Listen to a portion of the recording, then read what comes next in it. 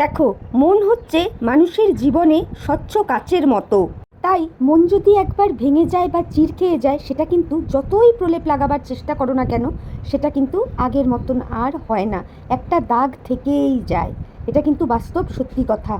হাজার প্রলেপ লাগাবার পরেও একটা ক্ষত কিন্তু রয়েই যায়। হ্যাঁ, এটা বলতে পারো, সময়ের সাথে সাথে সেই ক্ষতটার গভীরতা হয়তো হালকা হয়ে আসে, কিন্তু একটা দাগ রয়েই যায়। আর এই দাগটা যে আমাদের দীপ্তিদি আর রিম্পার মধ্যে ছিল, আজকে কিন্তু সেটা প্রমাণ হয়ে গেল। আর এই যে আমাদের ঢেপি দিদি যেটা করবার চেষ্টা করেছিল, অর্থাৎ জনসমক্ষে, এটাই বোঝালো ঢেপি দিদি যে রিম্পা আর দীপ্তিদি যতটা হৃদ্যতা নিজেদের মধ্যে দেখায়, ততটা ভালো রিলেশন কিন্তু এদের মধ্যে নেই। এরা পিঠ পিছে একে অপরের নিয়ে অন্য মানুষের কাছে নানান রকমের কথা বলে এবং একে অপরকে যথেষ্টভাবে ভর্ৎসনা করে। এটা আমাদের ঢেপি দিদি প্রমাণ করতে চাইলো। আর আমি লক্ষ্য করে দেখছি, ঢেপি দিদি বিনা কারণে সকলের পিছনেই কিন্তু অঙ্গুলি করে বেড়াচ্ছে। এটাও বাস্তব কথা। ফালতু মতলব কোনো দরকার নেই, কিন্তু ওনাকে অঙ্গুলি করতেই হবে। এটাও আরেক ধরনের অঙ্গুলি করা রিম্পা এবং দীপ্তিদির পেছনে। আর এই ক্ষেত্রে সবথেকে দুঃখের বিষয়, 2-3 দিন ধরে যেই হারে ভিডিও হচ্ছে, তাতে রিম্পা এবং দীপ্তিদি একটা জায়গাতে দুজনেই প্রমাণ করে দিয়েছে যে কোনো একদিন কোনো একটা সময় তাদের মধ্যে ঝামেলা ছিল, এবং যেটা হয়তো কোনো মিসআন্ডারস্ট্যান্ডিং থেকে তৈরি হয়েছিল, যেটা সুপ্ত অবস্থায় ছিল। পরবর্তীতে কি হয়েছে, দীপ্তিদি কি বা রিম্পাই কি এই বিষয়টা নিয়ে এরা এদের মতো করে কারো না কারোর সাথে বিষয়টাকে শেয়ার করেছে।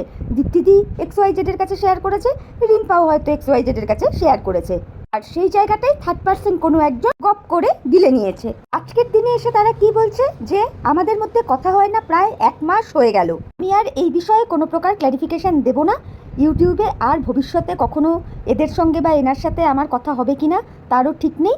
ইউটিউবে কোনো সম্পর্ক হয় না, এই কথাটা কিন্তু উভয় তরফই বললো, অর্থাৎ দীপ্তিদিও বলেছে, রিম্পাও বলেছে, সেম কথা। তাহলে কোথাও না কোথাও গিয়ে এই অসভ্য ঢেপি দিদির কথাটা কিন্তু প্রমাণ হয়ে গেল। কোথাও না কোথাও গিয়ে এরা যতটা বন্ধুত্বপূর্ণ সম্পর্ক দেখায়, যতটা হৃদ্যতা দেখায়, যতটা সখ্যতা দেখায়, ততটা কিন্তু নেই। এবার অনেকেই বন্ধুরা তোমরা আমাকে বলতে পারো যে তাহলে কি তুমি ঢেপি দিদিকে সাপোর্ট করছো? না না না না না না না না, ওই বলদিকে সাপোর্ট করার কোনো প্রশ্নই আসে না। আর সব থেকে বড় কথা, এখানে আমি নিরপেক্ষ ক্রিয়েটার। আমি না এখানে ঢেপি দিদির হয়ে বলতে এসেছি, না দীপ্তিদির হয়ে বলতে এসেছি, না রিম্পার হয়ে বলতে এসেছি। আমি এখানে নিরপেক্ষতার সহিত ভিডিও করি। যখন যেটা ঠিক মনে করব সেটা বলবো, আর যখন যেটা ভুল মনে করব সেটাও তুলে ধরবো। এবার বাকিটা তোমরা বিচার করে দেখবে। আমার যদি কোথাও কিছু ভুল পাও, সেই ভুলটা রেকটিফাই করে দেওয়ার দায়িত্ব তোমাদের, সম্পূর্ণ তোমাদের। আমি এই কথাটা বারংবার কিন্তু বলি। যাই হোক, কিন্তু যখন যেই জিনিসটা প্রমাণ করার চেষ্টা করবে বা যেটা প্রমাণ হবে, সেই বিষয়ে তো কথা বলার জন্য আমরা আছি। মানে আমরা কন্ট্রোভার্সি ক্রিয়েটাররা তো বলবোই, তাই না? তো এই ক্ষেত্রেও অনেকটা সেই রকমই হয়েছে বিষয়টা। আমার না তো ঢেপি দিদি, না তো রিম্পা, না তো দীপ্তিদি, এদের কারোর সঙ্গেই খুব যে একেবারে হৃদ্যতা রয়েছে তেমনটাও নয়, আবার শত্রুতাও নেই। যতটুকু যা আছে সেটা কন্টেন্টের জন্যে। আর ইউটিউবে বেসিক্যালি আমরা তো কেউ কারো শত্রু নই, তাই না? কন্টেন্টের জন্য আমরা একে অপরকে শত্রু করে ফেলি, কিন্তু বাস্তবে কি আমরা একে অপরের শত্রু নই তো, তাই না? তো আমার ক্ষেত্রেও ঠিক তাই। আজকের ডেটে আমরা অনেকেই এই বিষয়টা বুঝে গেছি যে কন্টেন্টের জন্যে আমরা একে অপরের যে শত্রু নই বা শত্রু বানানোটা যে বোকামো, এটা আমরা বুঝে নিয়েছি। অ্যাকচুয়ালি কোনো লাভই নেই।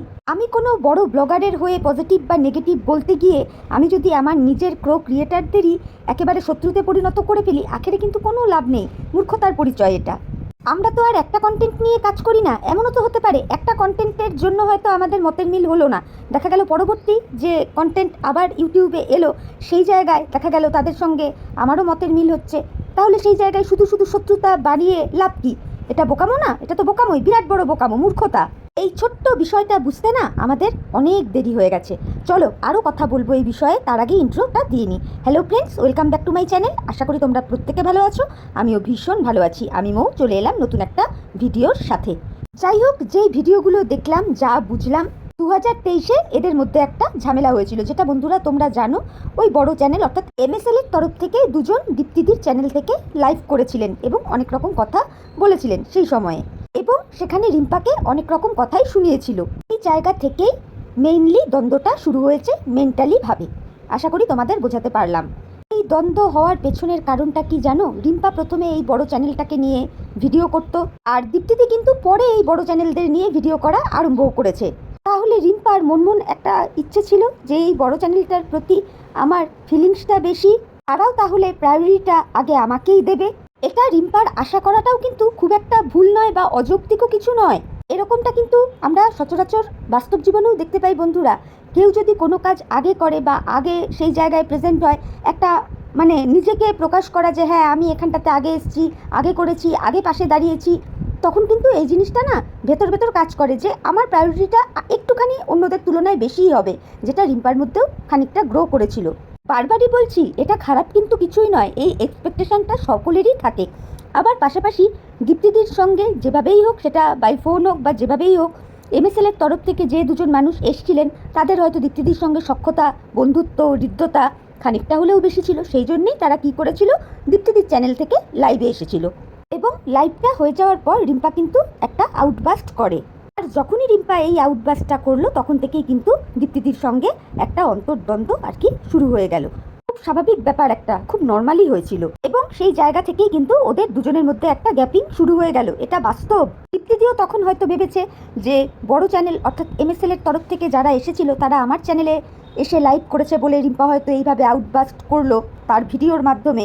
এরকম একটা অন্তর্দ্বন্দ্ব হতে সেই সময় হয়তো দীপ্তিদিও 2-4 জনের সাথে কথা বলেছে, আবার রিম্পাও হয়তো 2-4 জনের সাথে কথা বলেছে, মানে এই বিষয়টাকে নিয়ে।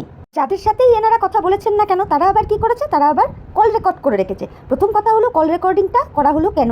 আমার মনে হয় অটো কল রেকর্ডিং অপশনটা অন ছিল, সেই জন্যই হয়তো কল রেকর্ড হয়ে গেছে, জানি না বাবা। তাই প্রয়োজনের সময় কিভাবে ইউটিউবের প্ল্যাটফর্মে কাজে লাগিয়ে দেওয়া হয়, অর্থাৎ এই কল রেকর্ডিংগুলো, সেগুলো তো বহুবার বহু দিন ধরে দেখে আসছি। সত্যি এরপরে ইউটিউবে আর কাউকে বিশ্বাস করতে ইচ্ছে যাবে বা করা উচিত? আর ফোনে সম্পর্ক রাখা তো দূর কি বাত, একেবারে দূর দূর দূর কি বাত। এই জন্যেই আমি মনে করি কখনোই কারো সঙ্গে ইউটিউবে পার্সোনাল ফোন আলাপ না করাটাই ভালো, বা করলে পরেও এমন ভেতরের কোনো কথা তাদের সাথে শেয়ার না করাই ভালো। সেইগুলোই কিন্তু পরবর্তীতে আমরা বহুবার দেখেছি কন্টেন্ট হয়ে ইউটিউবের প্ল্যাটফর্মে ফুটে ওঠে, যেইগুলো একেবারে টোটালি আনএক্সপেক্টেড থাকে। বুঝতে পেরেছো তো? এই তো হলো অবস্থা। এই ক্ষেত্রে আরও একটা বিষয় প্রযোজ্য। আমি যদি কারোর সাথে ফোনে কথা বলে থাকি, সেই সময় আমি কী টোনে কথা বলেছি, কীভাবে কথা বলেছি, সেইভাবে কিন্তু যারা পরবর্তীতে কন্টেন্ট হিসেবে সেই কল রেকর্ডিংটা ইউটিউবের প্ল্যাটফর্মে এনে তুলে ধরবে, তারা কিন্তু আমার জায়গা থেকে, আমার ফিলিংস থেকে কথাগুলো বলবে না, তারা কিন্তু তাদের মতো প্রিটেন্ড করার চেষ্টা করবে আমাকে দোষী বানিয়ে, তাই না? এই ধরনের ঘটনা তো বহুবার দেখেছি ইউটিউবে, বহুবার। এটা কিন্তু একদম খাঁটি বাস্তব কথা, আর ঠিক এটাই হয়েছে।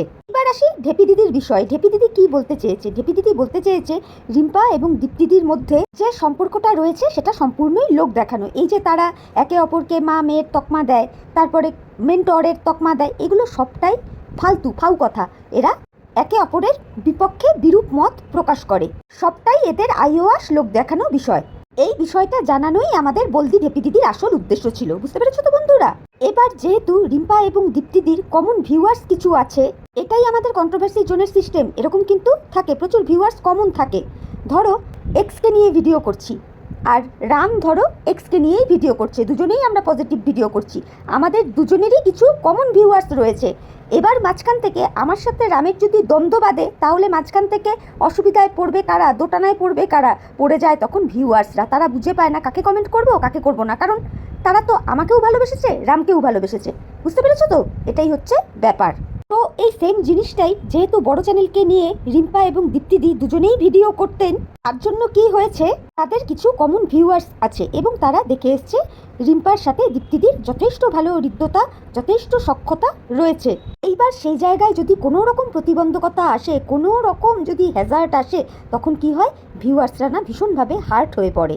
আর তখন কিন্তু এই ভিউয়ার্সগুলোই মানে হার্ট অ্যান্ড সোল চেষ্টা করতে থাকে কিভাবে ওই দুটো ক্রিয়েটারকে মিল করে দেওয়া যায়। তারা অনবরত কমেন্টের মাধ্যমে লিখতে থাকে, তোমরা আর ঝগড়া করো না, তোমাদের মধ্যে যা হয়েছে তোমরা মিটমাট করে নাও, তোমরা চাইলে তো ফোনে ঝামেলাটা মিটিয়ে নিতে পারো, কেন ইউটিউবে এসে এগুলো নিয়ে আলোচনা করছো, প্লিজ করো না, বন্ধ করো।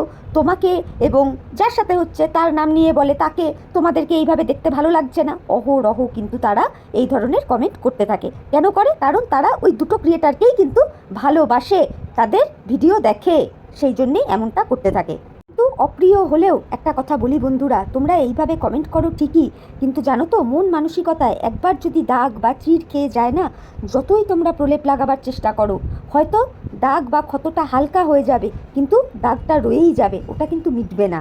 এটা তোমরা চাইলে হয়তো তারা সামনে এসে কোনো রকম ঝগড়া অশান্তি আউটবাস্ট করবে না, কিন্তু ওই যে বললাম ভেতরে মনের চিড়টা অর্থাৎ দাগটা থেকেই যাবে। হ্যাঁ, তবে আমি এটা বলবো যে পুরাতন জিনিস ধরে না রাখাই ভালো। সময়ের সাথে সাথে পুরাতন সব কিছু ভুলে গিয়ে এই সমস্ত ঝামেলা জাটিকে ওভারকাম করে বেরিয়ে আসাটাই উচিত। মানুষের জীবন কিন্তু খুব ছোট্ট, কি হবে মনে কারো প্রতি কারোর রাগ পুষে রেখে বলো তো বন্ধুরা।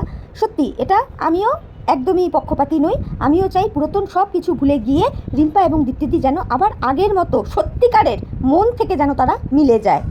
আবার বন্ধুরা, বাস্তব লাইফে দেখবে এমন কিছু কিছু মানুষ থাকে যারা পুরাতন ঘাকে না মানে শুকোতেই দিতে চায় না, বারবার খোঁচাতে চায়। যেমন এই যে দীপ্তিদি আর রিম্পার কেসটা দেখো, দীপ্তি তো তারা ছিল, ঢেপি সুন্দরীর কি খুব জরুরি দরকার ছিল অঙ্গুলি করার? অ্যাকচুয়ালি এ মালটা না মানে বলে নিজেকে বিরাট লজিক বালি, কিন্তু কি যে শালবানের লজিক দেয় সেই জানে, শুধু অঙ্গুলি করে বেড়ায় বিনা কারণে বিনা মতলবে এই জিনিসগুলো তুলে আনলো।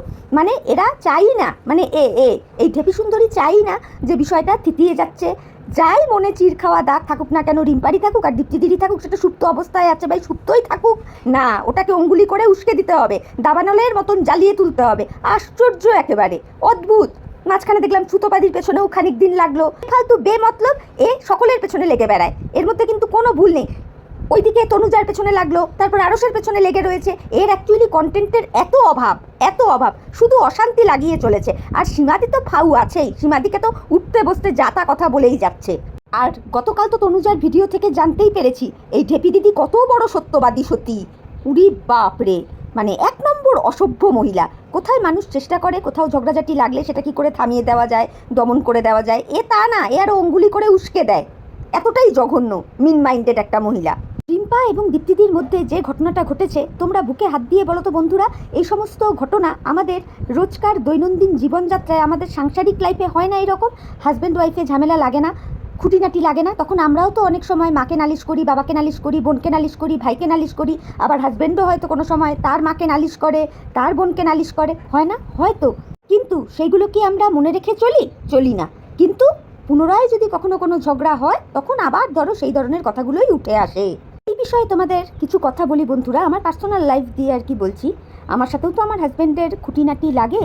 একটা সময় না আমারও এরকম ছিল, অল্প কিছু ঝগড়া হলে, হয়তো সাময়িক ঝগড়া হয়েছে, মিটমাটও হয়ে গেছে, পুনরায় আবার কোনো একদিন হয়তো আবার একটু কথা কাটাকাটি হয়েছে, আমি তখন কি করতাম জানো তো, ওই পুরাতন বিষয়গুলোকেই না রিকল করতাম আর পাগলের মতো প্রলাপ বকে যেতাম। জানো, এটা না এক ধরনের রোগ, মানসিক রোগ। আমি ডাক্তার দেখিয়েছি এবং আজকের ডেটে আমি সম্পূর্ণ সুস্থ। ডাক্তারবাবু আমাকে একটাই কথা বলেছে, অতীত থেকে শিক্ষা নাও, বর্তমানকে নিয়ে বাঁচো। অতীতকে টেনে আঁকড়ে ধরে থাকলে কোনোদিনই তুমি বর্তমানে সুখে থাকতে পারবে না, আর ভবিষ্যৎটা তোমার সুন্দর হবে না। আমি না এই কথাটা একেবারে কি বলবো, ট্যাবলেট গেলার মতো জলের সাথে গিলে নিয়েছি বলতে পারো। সেই জন্যই বলছি, এই হ্যাবিটগুলো অনেকের থাকে যে পুরাতন কথা নিয়ে যতবারই ঝগড়াঝাটি হয় সেই পুরাতন বিষয়গুলোকে রিকল করে পাগলের প্রলাপ বকতে থাকে, যেটা না করাটাই ভালো।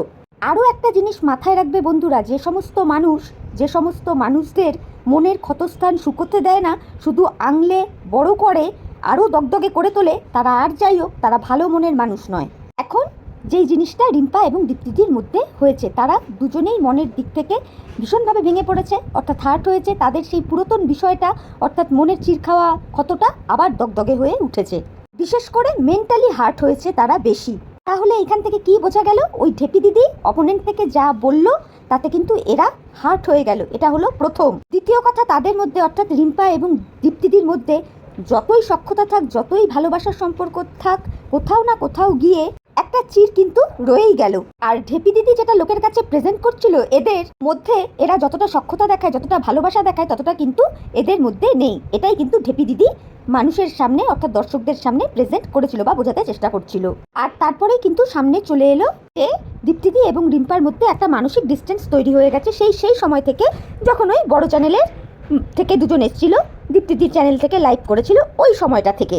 সময়ের সাথে সাথে বিষয়টা কিন্তু সুপ্ত অবস্থাতেই ছিল, কিন্তু কি হলো মাঝখান থেকে আবার বিষয়টা দগদগে হয়ে উঠলো, যার জন্যই তারা উভয় তরফ থেকেই বলল যে তাদের দীর্ঘ 1 মাস ধরে কথা নেই, আর ভবিষ্যতে কথা হবে কি হবে না তারও নেই ঠিক, কে কাকে কতটা বিশ্বাস করবে না করবে তারও নাই ঠিক, মানে ইত্যাদি ইত্যাদি নানান রকমের কথা কিন্তু তারা দু তরফ থেকেই বলল।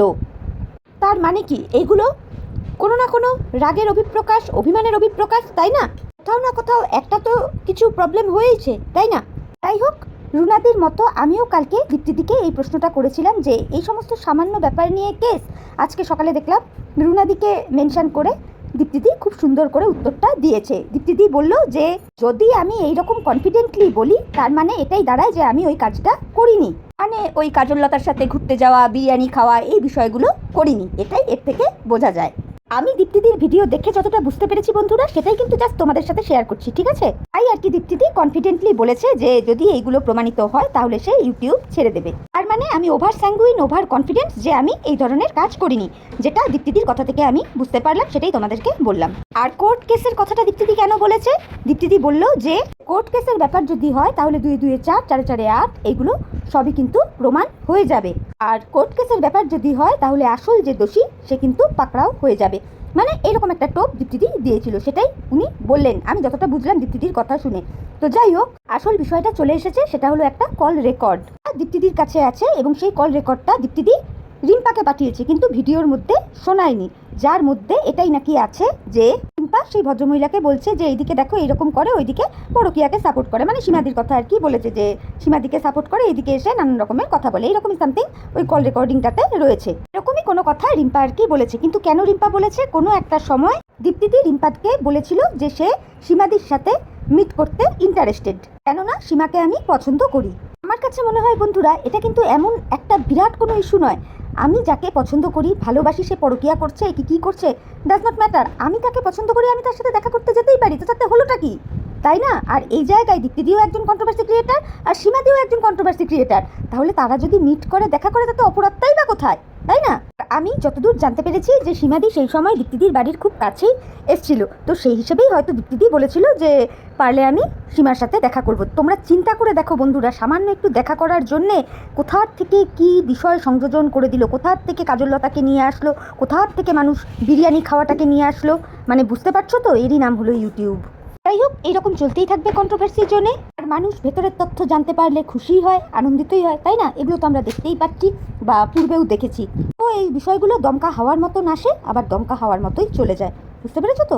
যাই হোক, এই বিষয়টা নিয়ে আর বেশি কিছু বলার নেই। আলটিমেটলি ঢেপি দিদি তার কাজে সাকসেস হয়েছে, আর দিদি আর রিম্পা, দীপ্তিদি যথেষ্ট ম্যাচিউর একটা পার্সন, বাট রিম্পা খানিকটা হটকারিতা করে ফেলে। এরকম বহুবার দেখেছি যে কোনো ভিডিও আসতে না আসতেই কন্ট্রোভার্সি জোন থেকে রিম্পার ভিডিও আগে চলে এসছে। হ্যাঁ, এটা কোনো খারাপ জিনিস নয়, প্রথম ভিডিও যে পাবলিশ করবে তার ভিউজও ভালোই হবে। তো এই কাজটা যদি রিম্পা করে থাকে আমি অবশ্যই ওকে সমর্থন করি, ও পারে তাই করে, কিন্তু কিছু কিছু টাইমে না একটু থমকে যাওয়াটাও ভালো।